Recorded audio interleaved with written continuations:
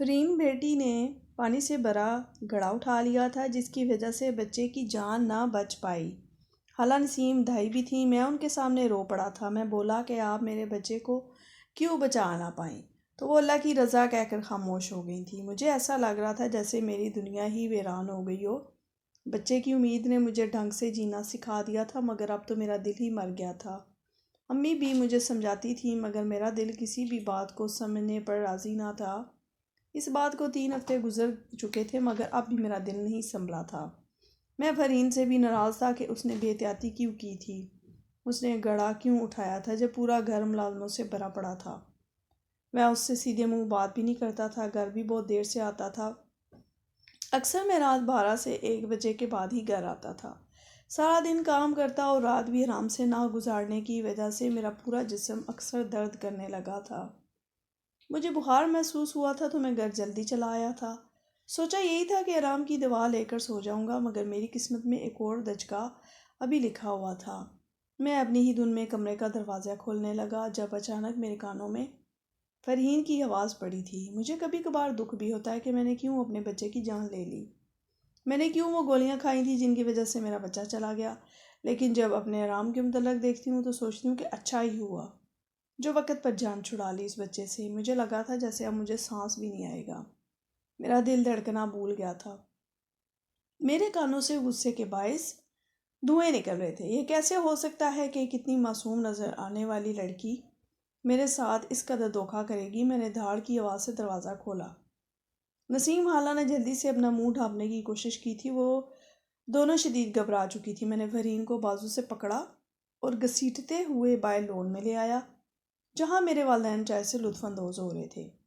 وہ بھی اس اچانک افتاد پر گھبرا گئے تھے۔ امی آگے بڑھیں اور بولی، کیا بات ہے سارم، اس قدر غصے میں کیوں لگ رہے ہو بیٹا؟ تو میں چلا اٹھا اور ابو سے مخاطب ہو کر بولا، ابو اپنی اس چہیتی بہو سے پوچھیں اس نے میرے بچے کو کیوں مارا، اس نے کیوں خود سے وہ گولیاں کھائی تھیں؟ میری بات سن کر وہ دونوں چونک گئے تھے۔ ابو آگے بڑھے اور بولے، کیا سارم ٹھیک کہہ رہا ہے؟ ابو کی آواز سن کر وہ سہم گئی تھی۔ امی نے بھی آگے بڑھ کر اسے جھنجھوڑ ڈالا تھا، بتاؤ فرین، سچ کیا ہے؟ وہ سکتے سے باہر آ گئی تھی۔ اس نے روتے ہوئے کہا، جی سالم سچ کہہ رہے ہیں۔ ابو غصے سے ہانپنے لگے تھے۔ وہ دھاڑ کر بولے، مگر تم نے ایسا کیوں کیا؟ نسیم خالہ جلدی سے آگے بڑھی تھی۔ وہ بولی، فرین بیٹی بچے کی ذمہ داری اٹھانے سے گھبرا گئی تھی۔ فرین بھی روتے ہوئے بولی تھی، امی جی میرے والدین میرے بچپن میں ہی مر گئے تھے۔ میری ساری زندگی محرومیوں میں گزری ہے، کبھی کسی کے منہ گالی کھائی ہو تو کبھی کسی کا تھپڑ برداشت کیا ہو۔ میں نہیں چاہتی تھی کہ میری اولاد کو یہ سب برداشت کرنا پڑے۔ پتہ نہیں کیوں جب سے مجھے یہ خوشخبری ملی تھی میرا اپنا بھی دل ہر وقت گھبراتا ہی رہتا تھا۔ مجھے لگتا تھا میرا آخری وقت بہت نزدیک آ گیا ہے۔ وہ اتنا کہہ کر رونے لگی۔ اس کی باتیں سن کر میرا دل بھی نرم پڑ گیا تھا۔ امی بھی اسے اور گلے سے لگا کر رونے لگی تھی۔ امی اور ابو سے سمجھا رہے تھے کہ بیٹا یوں نہیں ہوتا، ضروری تو نہیں ہے کہ ہر بچے کی ماں فوت ہو جائے۔ میں اس دوران وہاں سے چلا گیا تھا۔ مجھے رہ رہ کر افسوس ہو رہا تھا کہ میں نے اپنی بیوی کا راز کیوں نہیں رکھا۔ مجھے اب احساس ہوا تھا کہ وہ اتنی چپ چپ کیوں رہتی ہے۔ اس کے اندر کی احساس کمتری اور دکھ ہی شاید اسے خوش بھی نہیں ہونے دیتے ہوں۔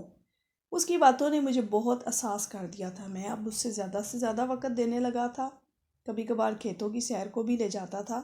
اب تو مجھ سے ڈھیروں باتیں کرنے لگی تھی۔ زندگی میں پہلی بار مجھے حقیقی خوشی کا مزہ ملا تھا۔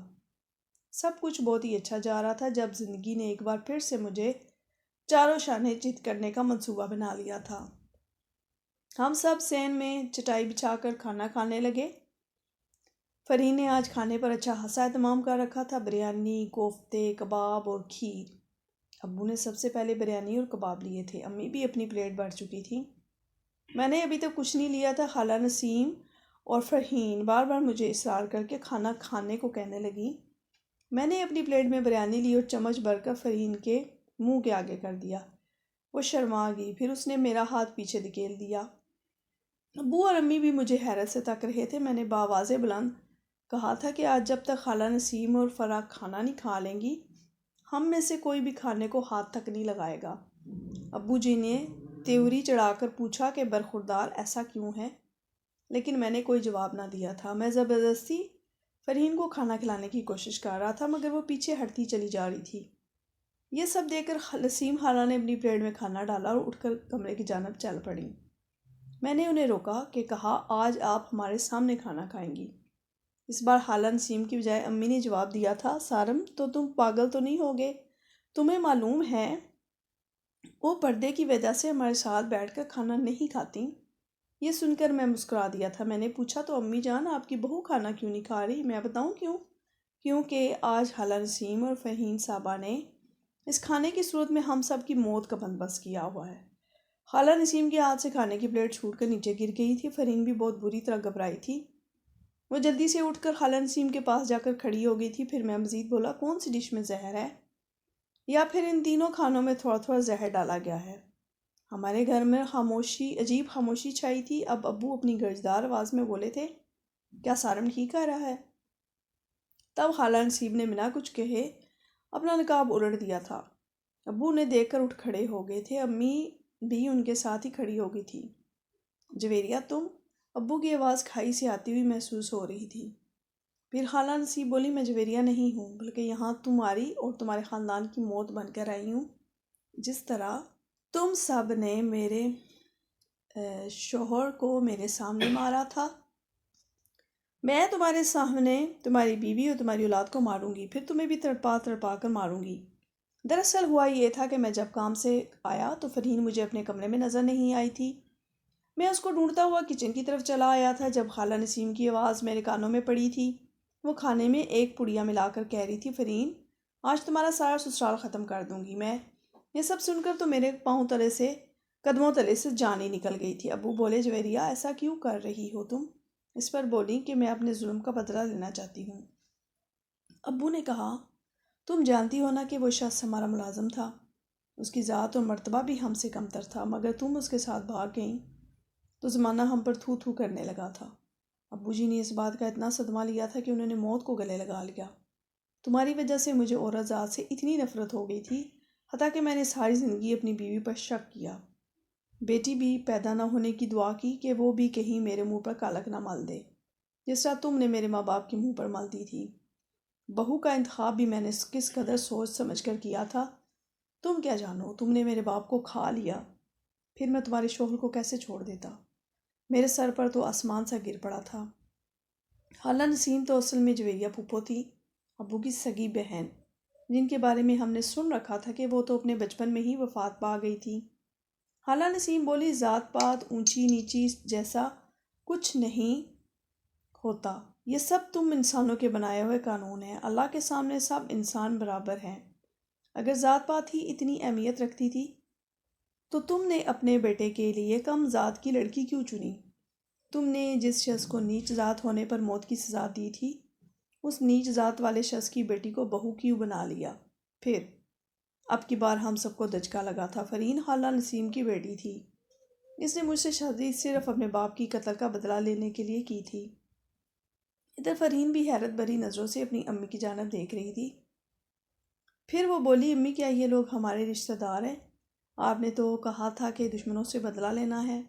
خالہ نسیم بولی، جس شخص نے میرے سر سے شوہر کا سایہ چھین لیا ہو وہ میرا رشتہ دار کیسے ہو سکتا ہے؟ وہ تو میرا دشمن ہی ہوا نا، اس نے میرے شوہر کو مار ڈالا اور مجھے زندہ چھوڑ دیا۔ میں نے کہاں کہاں دھکے نہیں کھائے تھے، کس کس کی دھتکار نہیں سہی تھی، کس کس کی گندی نظروں کا سامنا نہیں کیا تھا، کیسے لوگ میری مدد کرنے سے پہلے مجھ سے پوچھتے تھے کہ میں ان کو کیا دے سکتی ہوں۔ میں نے اپنی اس قدر ذلت کا بدلہ نہیں لینا تھا کیا؟ فرح میں تمہیں کھانا کھلا کر خود 2 دن بھوکا رکھتی تھی، بھوک کی وجہ سے مجھے راتوں کو نیند ہی نہیں آتی تھی۔ میں نے کس قدر مشکل سے تمہاری عزت کی حفاظت کی، تمہیں پردہ کرنا سکھایا، نماز روزہ کا پابند بنایا تاکہ تم راستے سے بھٹک نہ جاؤ۔ میں نے تنہا ایک بچی کے ساتھ بہت خواری سہی ہے۔ یہ سب بولتے بولتے وہ بری طرح رو پڑی تھی۔ ابو بھی رو پڑے تھے۔ ابو نے ہاتھ جوڑ کر اپنی بہن سے معافیاں مانگی تھیں۔ وہ یہ کہتے جا رہے تھے کہ مجھ سے بڑی زیادتی ہو گئی تھی، مجھے معاف کر دو۔ وہ دونوں بہن بھائی ایک دوسرے سے گلے شکوے کر رہے تھے، جبکہ میں نے سوچ لیا تھا کہ میں اپنی بیوی کو طلاق دے دوں گا، کیونکہ اسے تو مجھ سے کسی قسم کا لگاؤ ہی تھا ہی نہیں۔ اس نے اپنے باپ کا بدلہ لینے کے لیے مجھ سے شادی کی تھی، اس بدلے کی خاطر اس نے میرا بچہ بھی مار ڈالا تھا۔ ابو اپنی بہن کی منتیں کر رہے تھے۔ پھر ابو بولے، جویریہ میرے سر میں 100 جوتے مار لو مگر اسا تھوک دو، تبھی میرے کانوں میں فرین کی آواز گونجی تھی، امی پلیز میری خاطر ماموں کو معاف کر دیں، میں سارم سے بہت محبت کرنے لگی ہوں، ان سے جدائی کا تصور ہی میری روح کو تڑپا رہا ہے۔ آپ کی خاطر میں نے کیا کچھ نہیں کیا، اپنے ہیرے جیسے شوہر کو دھوکہ تک دیا، اب بس کر دیں پلیز۔ ان کی باتیں سن کر میری آنکھیں آنسوؤں سے بھر گئی تھیں۔ اس کی باتوں نے مجھے اپنی ہی نظروں میں معتبر کر دیا تھا۔ اس نے آگے بڑھ کر اپنی بہو کو گلے لگا لیا تھا۔ اب خالہ نسیم نے بھی اپنے بھائی کو معاف کر دیا تھا۔ میں جانتا تھا کہ ان بہن بھائیوں کے گلے شکوے اتنی جلدی ختم ہونے والے نہیں تھے، لیکن میں اس میں خوش تھا۔ انہوں نے میرے اور فرحین کے لیے ایک دوسرے کی جانب صلح کا ہاتھ بڑھا لیا تھا۔ اب مجھے امید ہے کہ خوشیاں ہی خوشیاں ہماری منتظر ہیں۔ امید ہے آپ کو یہ کہانی پسند آئی ہوگی۔ اس کو چینل کو سبسکرائب کریں، شیئر کریں اور لائک کریں۔